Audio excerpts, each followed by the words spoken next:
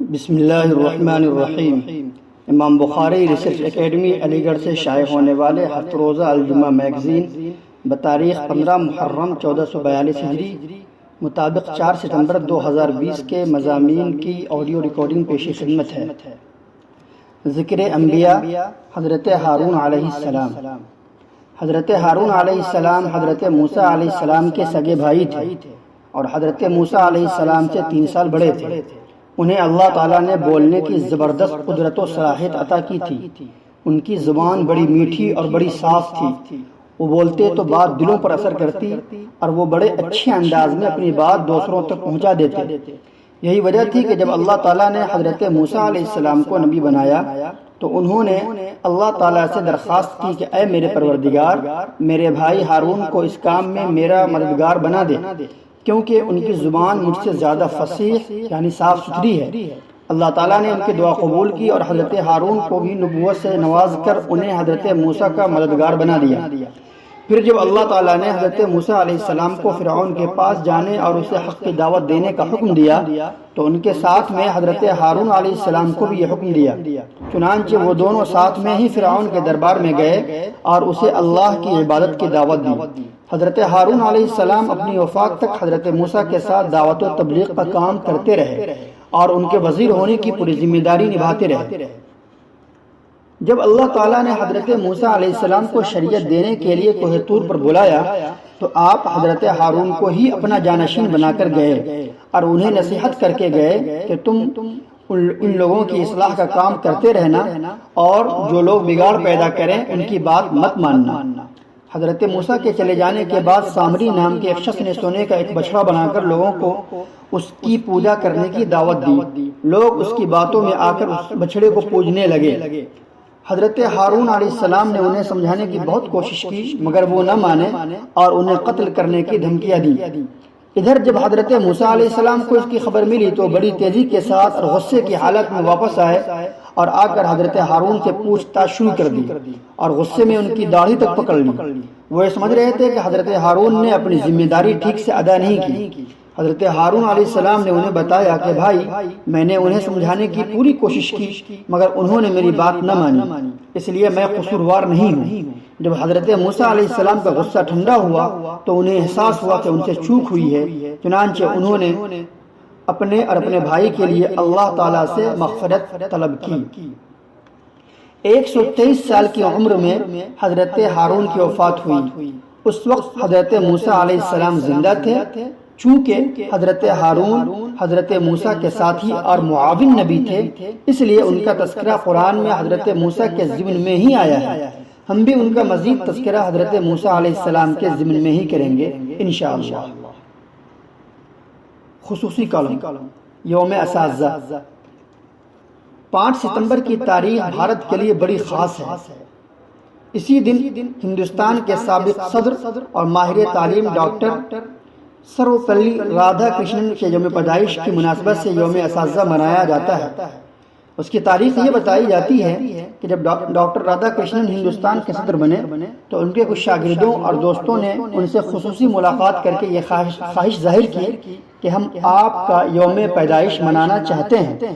تو اس وقت انہوں نے کہا، میرا یوم پیدائش منانے کی بجائے اگر 5 ستمبر کو یوم اساتذہ یعنی ٹیچرز ڈے منایا جائے تو مجھے زیادہ فخر ہوگا۔ اسی دن سے باقاعدہ سرکاری طور پر 5 ستمبر کا دن بھارت میں یوم اساتذہ کے طور پر منایا جانے لگا۔ اس دن طلبہ اور طالبات اپنے ٹیچرز کو اپنی پسند اور زیادہ تر ان کی پسند کے تحفے تحائف پیش کرتے ہیں۔ سینٹرل اور اسٹیٹ حکومتیں بھی اچھی خدمات انجام دینے والے اساتذہ کو خصوصی انعامات سے نوازتی ہیں۔ گویا یہ دن اساتذہ سے محبت و عقیدت ظاہر کرنے کا ہوتا ہے۔ آج ہم اسی مناسبت سے چند کھٹی میٹھی باتیں پیش کرنا چاہتے ہیں۔ نمبر 1، اسلام کی نظر میں استاد کو بڑا اونچا مقام حاصل ہے، اور کیوں نہ ہو کہ اسلام کے سوا دنیا کی کسی مذہبی کتاب کا آغاز پڑھنے لکھنے سے نہیں ہوا۔ خود قرآن مجید نے اللہ کے رسول صلی اللہ علیہ وسلم کا مقام یہ بتایا ہے کہ انہیں کتاب اللہ کی تعلیم دینے اور دانائی و حکمت کی باتیں سکھانے کے لیے بھیجا گیا ہے۔ آل عمران 164۔ ایک حدیث میں اللہ کے رسول صلی اللہ علیہ وسلم نے اپنے اس منصب و مقام کے بارے میں فرمایا ہے کہ مجھے معلم یعنی استاد بنا کر بھیجا گیا ہے۔ ابن ماجہ حدیث نمبر 229۔ نمبر 2، سماج کی تعمیر و ترقی میں بچوں اور نوجوانوں کا بڑا رول ہوتا ہے۔ ایک استاد ہی ہے جو بچے کو اچھا معمار یعنی قوم کی اچھی تعمیر کرنے والا بنا سکتا ہے۔ ایک چینی کہاوت بہت مشہور ہے کہ اگر 1 سال کا منصوبہ بنا رہے ہو تو کھیتی کرو، 10 سال کا منصوبہ بنا رہے ہو تو درخت لگاؤ، اور اگر 100 سال کا منصوبہ بنا رہے ہو تو انسان تیار کرو۔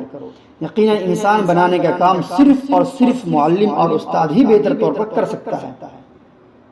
نمبر 3، استاد کا کمال یہ نہیں ہے کہ وہ کتنا صلاحیت مند اور کتنا بڑا عالم ہے اور اپنے نام کے ساتھ کتنی ڈگریاں لکھتا ہے، بلکہ اس کا اصل کمال یہ ہے کہ اس نے کتنے باکمال شاگرد پیدا کیے ہیں۔ یعنی استاد کے کمال کو ناپنے کا اصل پیمانہ اس کے شاگرد ہیں، نہ کہ اس کا علم۔ نمبر 4، بہت سے اساتذہ طلبہ سے مایوس ہو جاتے ہیں، حالانکہ انہیں طلبہ سے کبھی مایوس نہیں ہونا چاہیے۔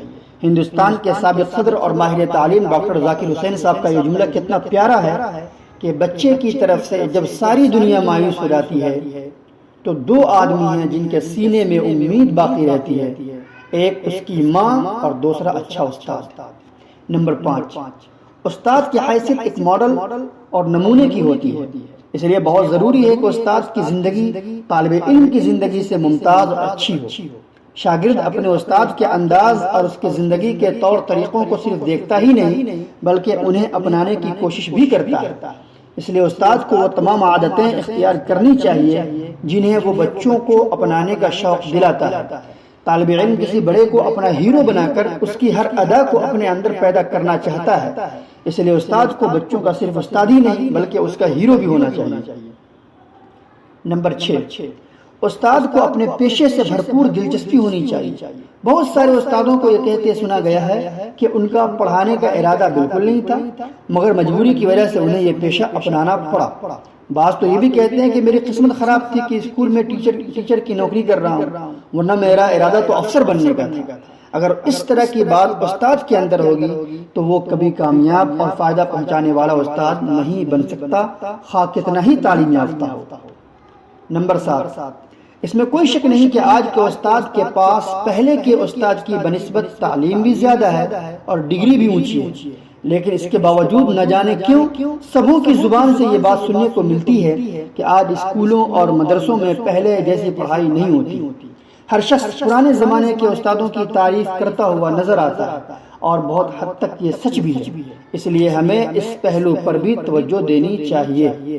نمبر 8، بعض اساتذہ تعلیم و تربیت کی ذمہ داری کو ایمانداری سے نہیں نبھاتے۔ کیا یہ حیرت اور افسوس کی بات نہیں ہے کہ اسکول اور مدرسے کے تعلیمی اوقات میں بعض اساتذہ اتنی محنت اور مستعدی سے نہیں پڑھاتے جتنی محنت سے وہ ٹیوشن پڑھاتے ہیں؟